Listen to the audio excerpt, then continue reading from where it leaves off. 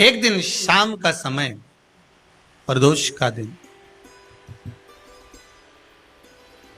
प्रदोष का दिन, प्रदोष काल,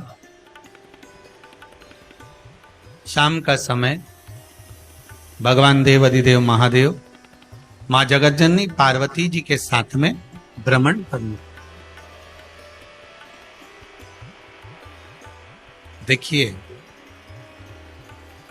अगर प्रदोष का व्रत नहीं कर सकते, प्रदोष के दिन आप व्रत नहीं कर सकते, मान लो आपसे भूखा नहीं रहा जाए, प्रदोष का व्रत नहीं कर सकते, प्रदोष के दिन आप भूखे नहीं रह सकते, मंदिर भी नहीं जा सकते, दिया भी नहीं लगा सकते,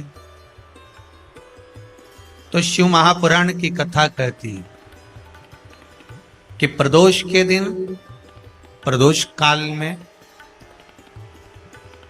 अपने ही दरवाजे के पास में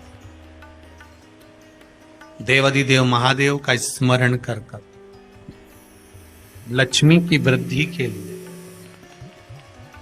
कार्य सिद्धि के लिए, संपदा को प्राप्त करने के लिए आप अपने ही दरवाजे के पास में एक दीप लगा सकते हो। कौन से दिन? प्रदोष के। एक बात और अच्छे से समझ लीजिए, जो बच्चे चिड़चिड़े होते हैं, चाहे घर में बेटे हों, बहुएं हों, सास हो, ससुर हो, परिवार में छोटे छोटे बच्चे हों, चिड़चिड़ प्रवृत्ति करते हों या चिड़चिड़ा स्वभाव हो, जरा जरा सी बात में क्रोध आ जाता हो, बोलने का भान नहीं रह पाता हो, शब्दों के बाण चलते हों, तो महाराज प्रदोष के दिन, प्रदोष काल में बेलपत्री के पेड़ के नीचे एक, जो पत्ता आपके पास में हो, पान का मिल जाए तो पान का, पीपल का मिल जाए तो पीपल का, बेलपत्र का मिल जाए तो बेलपत्र का, उस पत्ते पर मात्र थोड़ा सा शहद और 7 दाने चावल के रखकर घी का दिया लगा दो महाराज, और थोड़ा सा जल हाथ की अंजलि में लेकर भगवान देवाधिदेव महादेव का स्मरण कर कर कि इस बेलपत्री के वृक्ष के नीचे माता लक्ष्मी, पार्वती, सरस्वती विराजमान है। इसी बेलपत्री के पेड़ के नीचे मेरे देवाधिदेव महादेव का 12 ज्योतिर्लिंग का स्वरूप प्रकट है। उनका स्मरण कर कर जल चढ़ा दीजिए और उसका स्मरण कर लो जो चिड़चिड़ प्रवृत्ति करता, क्रोध करता, जिसको बोलने का भान नहीं होता हो, सम्मान नहीं देता हो, अपशब्द कहते हैं, उनका स्मरण कर कर आप छोड़ेंगे। एकदम एक प्रदोष करेंगे, दूसरे प्रदोष तक तो आपको कोई दिक्कत ही नहीं। 2-3 प्रदोष कर कर देखिए, बाबा कृपा करें। बच्चों को पढ़ने का कह रहे हो, पढ़ने बैठो, पढ़ने बैठो, पढ़ने बैठो, पढ़ने बैठो, तो एक आध प्रयास बच्चों के लिए भी कर लिया करो कि भाई ठीक है। जैसे बैकुंठ चतुर्दशी वाला उपाय हमारे YouTube पर भी डला हुआ है, आप उसको निकाल कर सुनना। बैकुंठ चतुर्दशी के दिन प्रयास करना, बच्चे लोग विद्या में प्रबल होंगे।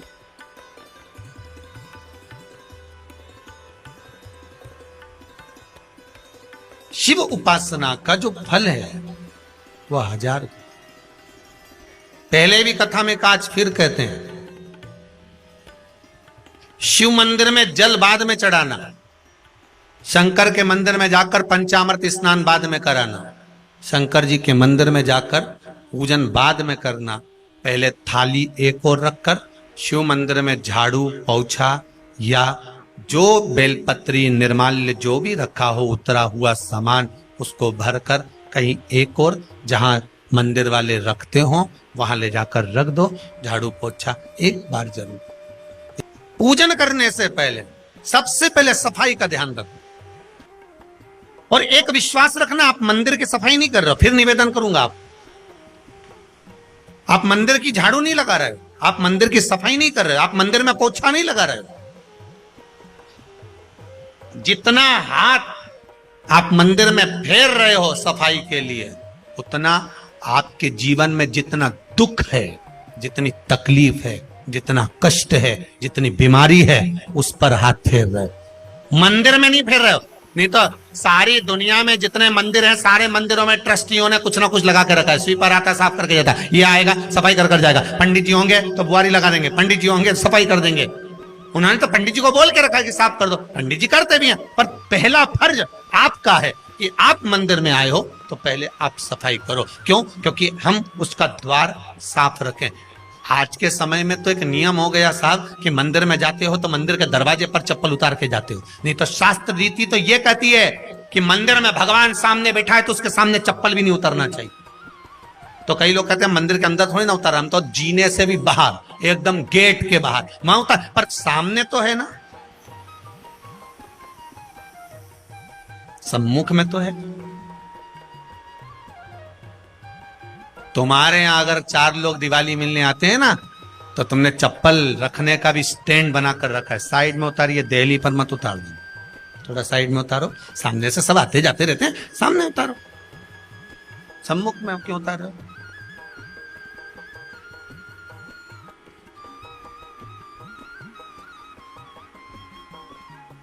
थोड़ा द्वार पे से दूर उतारिए।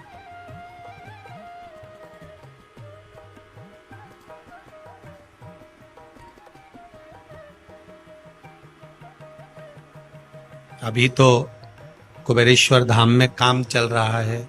आप लोग जो दान दे रहे हो, आपके दिए हुए दान से निर्माण चल रहा है। अभी तो आप पहनकर जूता चप्पल भी अंदर आ जाते हो।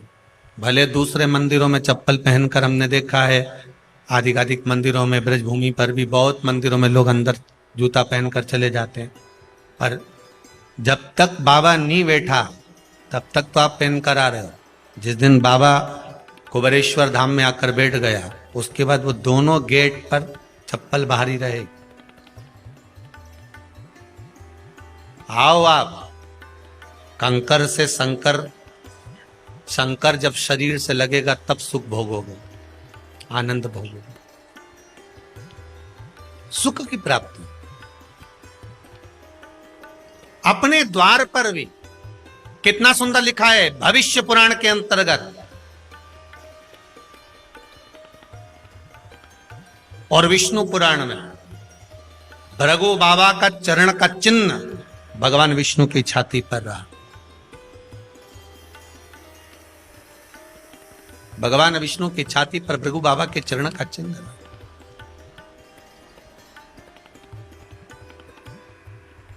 चरण का चिन्ह। अब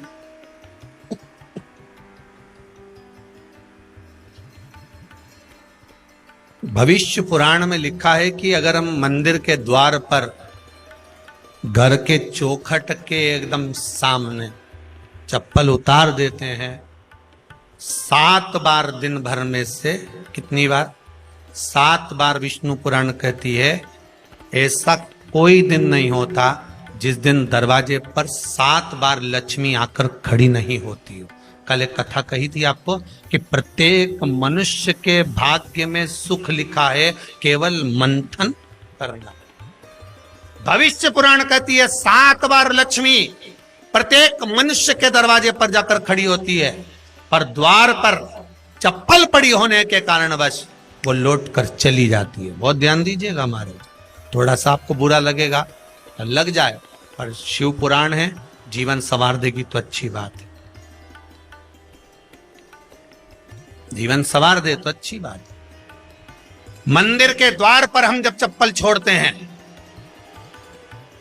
जिस मंदिर की चौखट पर चप्पल छोड़ी है, आप जितनी देर आराधना में लगे रहते हैं उतनी देर तक आपकी चप्पल पर जितने लोग लांग कर जाते हैं, जितने लोग लांग कर प्रवेश करते हैं, उसका भी दुख आपके भाग्य में आता चले जाता है। ध्यान दीजिएगा जरा। चप्पल का भविष्य पुराण में पढ़िएगा कभी कि पादुका का महत्व क्या है, पादुका किस ओर उतारना चाहिए, पादुका को कहां रखना चाहिए, किस जगह पर बुआरी झाड़ू को रखना चाहिए, किस जगह पर चलनी को रखना चाहिए, सुई उस सुई को जिस हाल में सब बैठते हैं उस हाल में क्यों रखा जाता? सुई तो इतनी सी है, पर जिस हाल में सब बैठते हैं उस हाल में ना तो झाड़ू रखते हैं, उस हाल में ना चलनी रखते हैं। भैया क्यों नहीं रखते? कारण क्या है? कि जिस हॉल में सब बैठकर बात करें, आवक जावक की बात हो, व्यापार की बात हो, लक्ष्मी की बात हो, प्रेम स्नेह की बात हो, आपस में बैठकर सब चर्चा कर रहे हो, अगर मच्छलनी होगी, झाड़ू होगी, तो बैठे बैठे बात करने में विवाद चालू हो जाएगा। 15-20 मिनट तुमने बहुत प्रेम की बात करी, अच्छे से बात करी, पति पत्नी बहुत प्रेम की बात कर रहे थे, मालूम पड़े बात करते करते से कब झगड़ा उत्पन्न हो जाए तो समझ में नहीं आया। हमारी बहू को क्या हो जाता है, बैठे बैठे बात करते करते झगड़ा कर देती है, जरा सी बात में झगड़ा चालू हो जाता है। कारण क्या है, जिस हॉल में तुम बैठ रहे हो, जिस कमरे में तुम बैठ रहे हो, जिस हॉल के अंदर सब बैठकर चर्चा करते, बात करते, चित्त करते, आपस में बैठकर सब लोग एक दूसरे के बातचीत करने बैठे हैं, आय व्यय देखने बैठे हैं, दुकान व्यापार की बात करने बैठे हैं, उस जगह पर भी झगड़े का क्रम कहां से आ गया, एक ना एक का मुंह क्यों फूल गया, कारण क्या था, कोई बात टेंशन क्यों आ रहा है, मतलब उस हॉल में या तो चलनी रखी है या झाड़ू रखी है, भले तुमने सोफे के नीचे फंसा दियो, भले तुमने पीछे फंसा दियो, पर पड़ी जरूर है, रखी जरूर है, कहीं ना कहीं पड़ी होगी। क्यों कहते हैं कि जिस हॉल में आप बैठ रहे हो, जहां पर आप संपदा की बात कर रहे हो, दौलत की बात कर रहे हो, व्यापार की बात कर रहे हो, व्यवसाय की बात कर रहे हो, उस हॉल में अगर कहीं कैलेंडर टंगा हो, कोई सामान ऐसा रखा हो, कोई पर्दा ऐसा लगा हो, कोई चीज ऐसी लगी हो, तो उसमें एक सुई उसमें रख दीजिए। क्यों कहते हैं, हमारे यहां दूल्हा भी जाता है ना, तो उसका जो साफा बनता है या जूता उसको पहनाते, उस तक में पिन टच करके भेज देते हैं। बोलो सही है कि गलत है? दूल्हा तोरण लगाने जा रहा है, दूल्हा तोरण देने जा रहा है, तो उसके जूते में भी पिन घुसेड़ कर भेजते हैं, पिन लगाकर भेजते हैं, उसके साफे में पिन लगाकर भेजते हैं। एक भले सुई नहीं लगाएंगे तो आलपिन लगाकर भेज देंगे। क्यों भेजते हैं, उसका कारण क्या, कि लक्ष्मी को लेने जा रहा है, संपदा लेने जा रहा है, और जिसको वो ब्याह करने जा रहा है उसका संबंध सुई और धागे के संबंध जैसा हमेशा सिला हुआ होना चाहिए, उधेड़ा ना जाए, कैची जैसा कटा हुआ नहीं होना चाहिए। एक एक प्रमाण को जरा देखो तो। पर दुनिया के लोग कहते हैं साहब हमारे यहाँ तो सुख नहीं है, शांति नहीं। शांति तुमने भंग करी, कोई दूसरा भंग करा। चप्पल उतार दी दरवाजे पर, मंदिर के द्वार पर। हम तो यहाँ तक कहेंगे पशुपति व्रत करने जा रहे हो, पशुपति व्रत को धारण करने जा रहे हो, एक सोमवार मत पहनो चप्पल, जब मंदिर जा रहे हो तब दिन भर पहनो, मंदिर जाओ मत पहनो। कोई जरूरी है कि मंदिर पहनने चप्पल पहनना जरूरी है? मत पहनो। मंदिर के द्वार पर जहां भगवान विराजे हैं उसके द्वार पर अगर आपने चप्पल उतारी है, आप तो अंदर चले गए। पर जितने लोग लांग रहे हैं उसका मालूम, उसका स्मरण कितना कितना गया। छाता, चप्पल, आसन, मांग का टीका, इसका भी वर्णन पहले कर चुके हैं कथाओं में, आप लोगों ने सुना। छाते का भी वर्णन किया, किसी का छाता बारिश में तुम लेकर आ गए, पानी गिरने लगा, जी जी तुम्हारा छाता देना, छाता तो लेकर आ गए, पर जितने दिन तुम्हारे घर में रखा हुआ है उतना दिन तक हिसाब लगा कर रखना कि 15 दिन रखा तो तैयारी रख लेना, 15 दिन में कितने घंटे हुए, कितने घंटे कितने पल, उतना आपको दुख भोगना पड़ेगा। दूसरे का छाता आया, इसलिए कोई प्राण छोड़ता है, मरता है, तो उसके पद में यही सब चीजें देना पड़ती। क्या क्या बोलते जाओ, छाता, चप्पल, आसन, माला, सब देना पड़ता है। बोलो देते कि नहीं देते? तो क्यों देना पड़ता है? छाता क्या काम का कि छाता देना पड़ेगा? क्या व्यक्ति 24 घंटे क्या धूप में रहता था कि पानी में रहता था जो छाता देना पड़ेगा? चप्पल क्यों देना पड़ेगा? इसलिए देना पड़ेगा, उसका शास्त्र प्रमाण।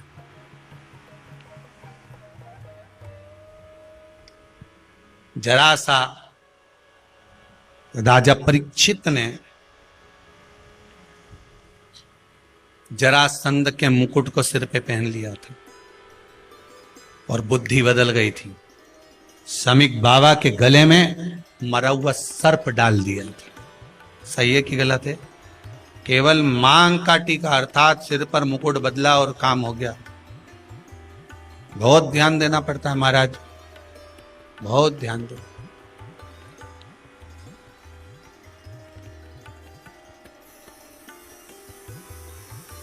तुम्हारी चप्पल कोई ले गया, तुम रो रही, किसी ने पूछा क्या हो गया? मेरी चप्पल कोई ले गया था, फिर मैं दूसरे की ले गई। तुम्हारी कोई दूसरा ले गया, तुम दूसरे की ले।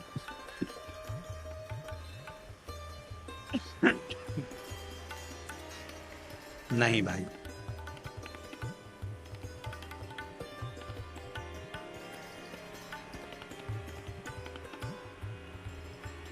उसको प्राप्त करने के बहुत तरीके हैं। एक सत्य बात कहें, 7 बार लक्ष्मी प्रतिदिन मनुष्य का द्वार झांकने के लिए आती है। ऐसा कोई दिन नहीं जाता जिस दिन तुम्हारा भाग्य भगवान पलटने के लिए नहीं बैठा हो। वो तो इंतजार करता है कि ये गेंद फेंके और मैं चौका छक्का लगा दूं। वो कहते हैं ना, 1 ओवर में कितनी गेंद फेंकते हैं? जम के बोलो। अरे 1 ही फेंकते हैं। 1 ओवर में कितनी गेंद फेंकते हैं? 1। वही गेंद बार बार फेंकते हैं ना। गेंद तो 1 ही है नहीं। वो तो बार बार गिना या तो 6 बार गिना, तो फेंकी तो 1 ही है कि बदल बदल के फेंक दी, पीली नीली हरी गुलाबी? नहीं, 1 ही है।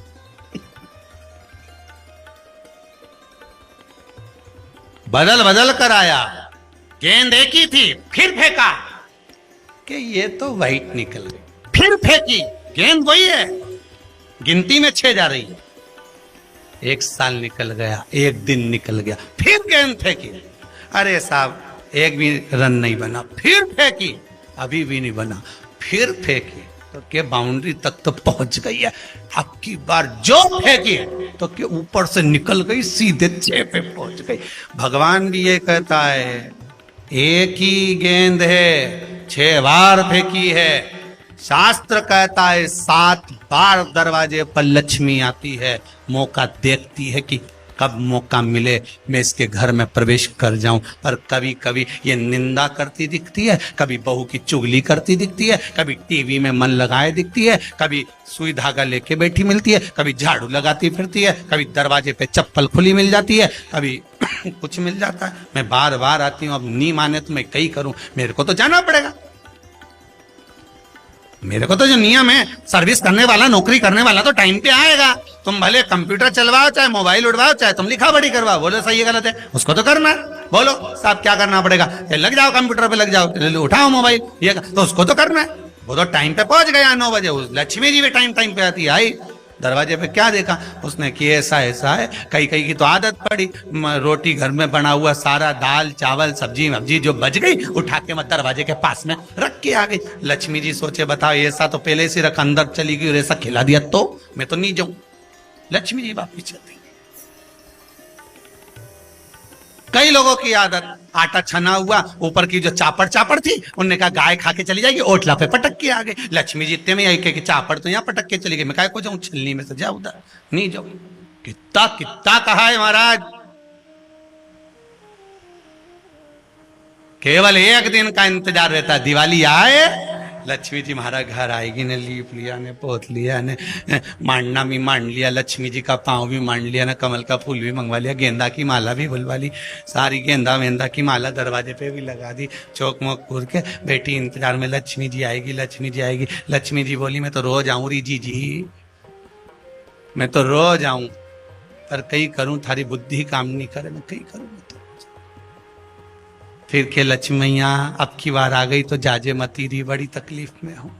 लक्ष्मी जी बोली नहीं जाना तो पड़ेगा, दिवाली का दिन है, हमारे 10 के घर जाना पड़ता है, बड़ी मुश्किल से तो गुजिया पपड़िया मिलता है, नहीं जाऊंगी तो अच्छा नहीं लगेगा, तो जाना तो पड़ेगा। पर रोज आऊंगी, प्रतिदिन आऊंगी।